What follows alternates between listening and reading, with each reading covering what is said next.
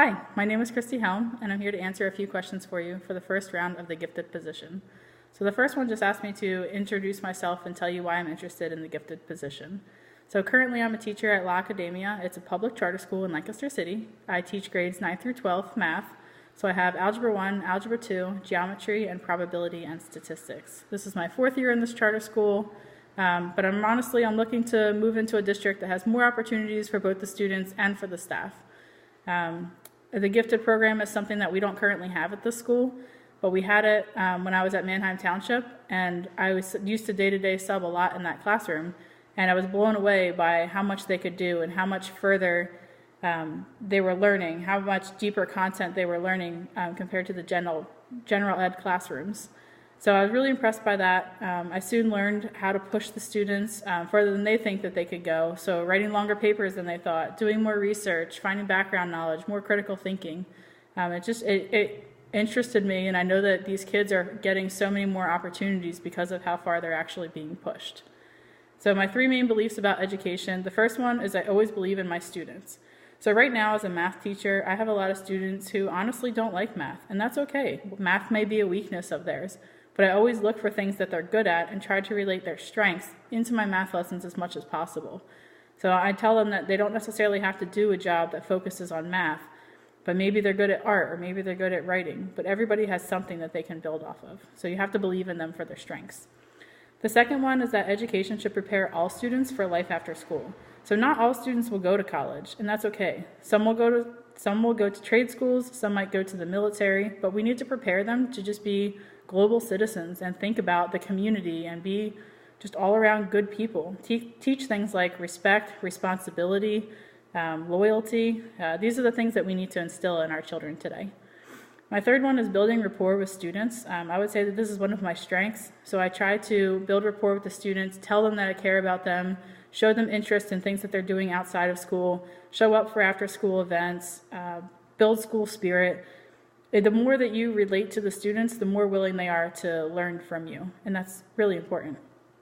So I read the article, and it asked me to relate my reaction to the 3 challenges. So the first one said, deeper learning is harder to quantify, and it talked about the top 10 skills that are needed in 2020. So a lot of these top skills that are needed are critical thinking, collaboration, higher level thinking, communication skills, and all of these things are really hard to measure from a standardized test. But I think a lot of projects and group work, collaboration would help obtain a lot of these skills that they're going to need after school. So the second one said, it was talking about skills that you learn in after-school programs, during field trips. And when I think back to my own education, those are the things that stand out to me. Yes, I learned teamwork through sports, absolutely. So I think a lot of after-school programs, field trips, even like the big projects, those are the things that you remember and the things that you learned the most from. You have to put effort in to have learning happen. The third one was talking about the individual programming and how computers can meet them at their academic needs, but it doesn't actually meet them at their interest. And meeting them at their interest is really important because that's how you gain the students' trust to be able to want to learn from you. So you have to make it interesting and engaging for them to want to participate. Otherwise, they're going to shut down or check out because they find it boring and useless. So absolutely, I believe in meeting them at their interest levels as well as at their academic levels. The next question says, what does a modern school look like? So to me, modern school is student-centered. You have students working in groups. They are working on researching, where they're coming up with some project that they're going to present to the class. There's collaboration, there's teamwork, there's hands-on activities. They have to have a finished project at the end, which they're going to present to the class.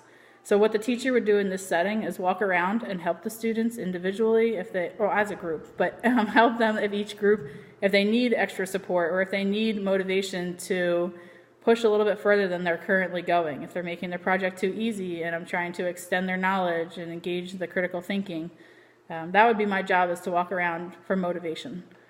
If I had an unlimited budget, so I would create a learning space with multiple stations. So one station would have labs, so picture like experiments, hands-on activity, learning through doing. Tables for group work and collaboration, so they might be making a poster off of something that they learned, but I want them to work together. I want them to assign jobs to each other.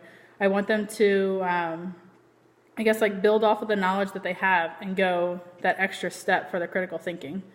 My classroom would have one-to-one technology for research and presentation reasons, hands-on group labs, sorry, I combined two of them, hands-on group work, and more like science labs, but then actually producing physical products.